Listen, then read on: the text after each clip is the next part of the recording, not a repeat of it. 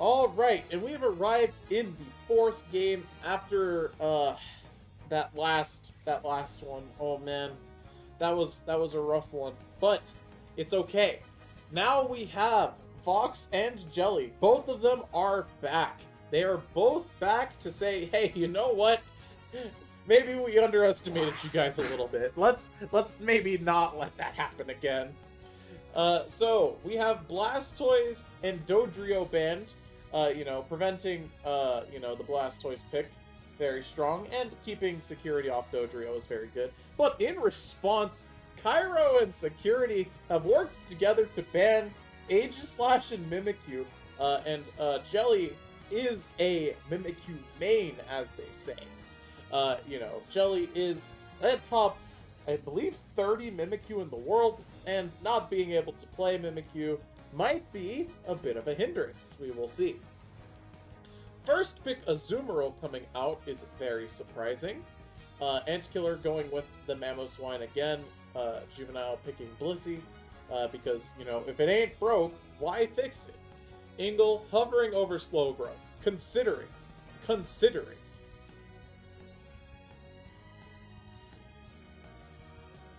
Anyways, now in response to that, security on Lucario. I did have this thought a little bit ago, but I didn't want to talk about it in case chat was gonna look at me and be like, Cupid, you're dumb and weird. But I did kind of think that Lucario is kind of like a speedster out of the all-arounders, I feel like.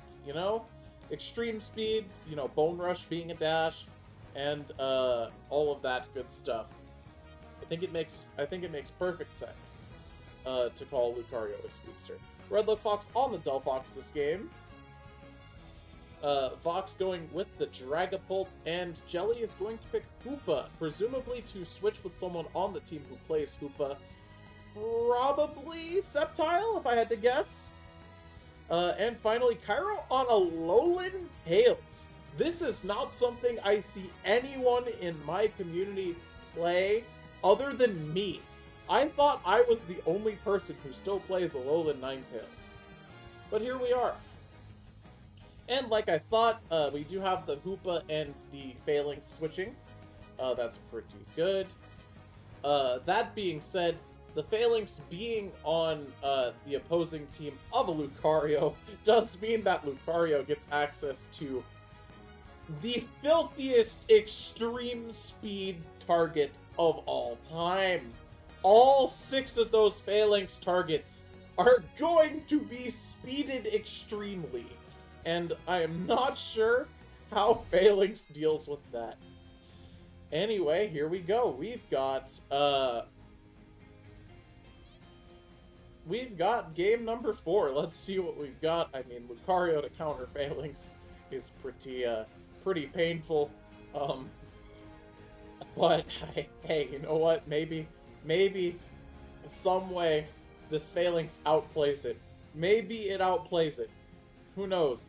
Anyway, Alolan Ninetales also pretty hard counters Phalanx in my experience playing that matchup. I don't know, for some reason just freezing them feels like it's just so unplayable for Phalanx. Because I feel like they need all of them to not be frozen to do their things properly. I could be wrong entirely about that, but in my experience playing the matchup from both sides, it feels like Ninetales is a counter. But let's see if I am right or if I'm dumb. I mean, I might be dumb. Who knows? Anyway, we've got Trevenant and Meryl going in the top lane. Top lane on the other side, the double freeze lane. The CPU special. The all-powerful counter to every CPU that exists. The freeze. Not the counter to CPUs, I wouldn't. No, that's not correct. It's the most annoying CPU lane that you can face, though, is the freeze combo, because you're gonna just be frozen forever. Look at that. Frozen, dead. Look at this. Ingle now? Frozen, dead? Nope, he's gonna get out of there. He used his X speed to escape. Very good for him. Alright, so we have this fight down here for this Indeedee. We have Sceptile trying to get the steal on the Indeedee. Does not successfully do so. The Braixen is going to get it. And by Braixen, I mean Fennekin. But Fennekin lands the steal. Now Jelly rolls down here. You know, we're trying to get the, you know, the attacks off, trying to get this KO on Juve. But we're gonna get slapped, and then slapped again, and just drop. Yo, why Blissey doing damage like that? That's not Blissey's attack stat. Blissey doesn't do damage like that. That's crazy. Alright, well, things are going quite well at the start here for this red team. The top lane, you know, being snowballed is pretty powerful stuff. I mean, as you can see, we have 2 level 5s. We've got 2 level 4s on the other side. But it's okay. We have Dragapult. Dragapult is, you know, Dragapulting all over that Escavalier. And we have second rotation of jungle coming out from the Lucario. Still level 6, by the way. Important to note. A little bit lower than you would expect from a jungler at this stage. And now we are going to have that center objective spawning. Hoopa is going to, you know, open the portals between the 2 lanes. And Dragapult is going to try and get off this big damage. We're shooting, but the Lucario can just run away. And the Lucario could, you know, just escape, right? And Phalanx is up here trying to contest the ice lane, but man, that's just so painful for Phalanx. Like, what's Phalanx supposed to do in that situation? You just get frozen forever, and then you never play. Well, I mean, one thing's for certain, Ingle's got to find some experience here. He's level 4, and Trevenant is not very good at level 4. Especially when the opponents are at least level 6. You definitely want to go find some experience instead of continuing to try and fight for this lane, especially when 3 of them are there and you're going to just be flipped around like a pancake by the Mamoswine and end up fainting. Alright, so the objectives have spawned. Hoopa has decided to portal.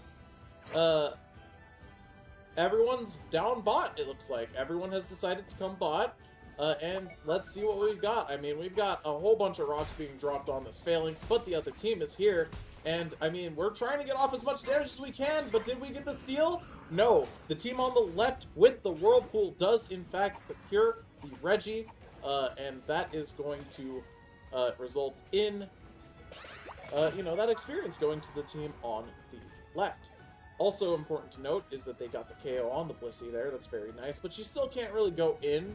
You know, Ingle's trying to go in and drop the hammers, but he's now behind enemy lines, and you don't want to be behind enemy lines. That's just a way to live. But this Dragapult going crazy, level 10, getting that blast off on, you know, the Piloswine, but ending up fainting in response to the Unite of the Ninetales. Ninetales now trying to get off some big damages with the ice moves, but tragically, you know, Phalanx isn't going to be able to do much there. I mean, that's a Lucario and a Ninetales. That's 2 whole counters to Phalanx. Youch. You don't want to be in that situation if you can avoid it. And despite the fact that they got the objective there, it's just looking a little too much to bear. That being said, you know, we do have this Dragapult here at level 11. You know, it's got a lot of agency for this team. It can put out, you know, some pretty impressive damage. What's this Blissey doing down here by itself? What's bro doing? Well, wrong place, wrong time, buddy. Sorry to tell you, but you're gonna end up fainting. And there it is. Okay, well now what do we have? I mean, that's a Unite coming out from Phalanx. Are we trying to get everybody? We trying to get them all? Oh, jeez. Uh-oh. Uh-oh, but the Ninetales coming in with the big Ninetales. And also, you know, Mamo, they're all here. They're ready for this bottom objective. And that's a big snipe with the Blizzard from the Ninetales. Picking up the KO on the Azumarill. Security is going to go back, as the rest of the team is able to clean up this Regice pretty cleanly. And that's now team experience going the other way. Team Mysterious Mute getting that team experience. And we're gonna just portal everyone up here with the Hoopa. We're gonna try and get this Lecky before anyone can get here. And did we succeed? Yes, we get it. And that's going to be a fainted Lucario for trying to go for that steal, and a fainted Delphox for being in the range of the Dragapult, but Phalanx is going to go in and end up fainting to the Ninetales. And we're going to just portal everyone out and back in. And here we go. We're trying to get this goal break from the Alecki. Can we? I mean, I'm not sure. The Alecki can put out some big damage, but the Blissey Unite's going to keep everyone nice and healthy for the time being. And that's going to be a big Mamoswine KO on the Dragapult there with the Ice Fangs. And yeah, they're going to be able to hold that off. As a team, they were just very prepared for this Alecki push. Alright, well now how are they going to deal with this? I mean, what's the response at this point? I mean, what do we have? We have got a little over a minute before Rayquaza.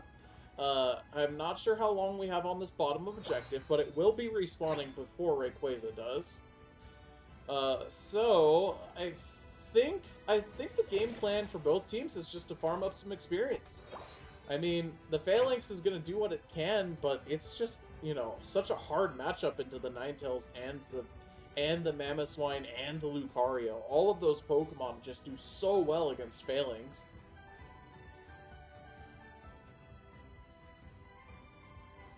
Okay, but it looks like we have a bit of a push going on up top.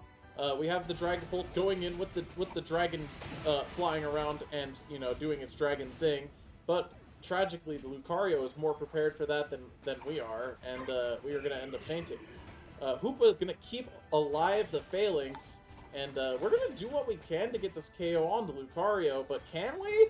Can we? I mean, he's fighting. Oh, no. Lucario extends a little bit too hard and now is fainted, and probably will remain fainted for the start of the Rayquaza fight, but he should be back in time, right? The Lucario should surely be back, right?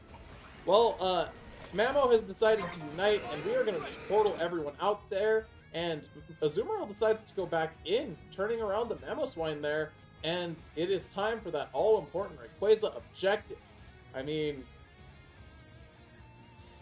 well, it really just comes down to who wins this fight, right?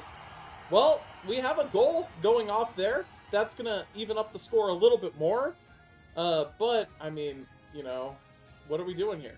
Alright, so Hoopa's gonna get caught out by the Mamoswine. We get captured, and we are gonna just portal away. We're gonna just get out of there. Alright, what's our game plan? I mean, Azumarill gonna bring the team into the Trevenant, which was hiding in the bush, because surely Trevenant is going to, you know, get away with hiding in that bush. And here's the big team fight. Here we go. Big Unites coming out all around. Phalanx trying to get the KOs. Dragapult getting portaled out? Not sure. Hoopa manages to hat trick everybody, and that's a fainted Ninetales, a fainted Lucario, a fainted Mamo, and a fainted Blissey, and now all we gotta do is get rid of this one Delphox. Whole team's dead. Blue team takes the Rayquaza, and that should be it. And there is no 5-0 this week, as this should be more than enough points to put this out of reach. This should be more than enough to put it out of reach. That's another big 100.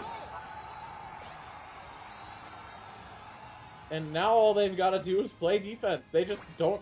All they have to do is not give up 340 points. So what do we got? What have we got? I mean, we've got Mamoswine trying to get in, Ingle farming, but, you know, we've just got that Rayquaza shield and, you know, 5 seconds left in the game. 5, 4, 3, And 2, honestly, 1. Time's up. there we go. It's not a 5-0 as Team Eevees gets onto the board there. No 5-0.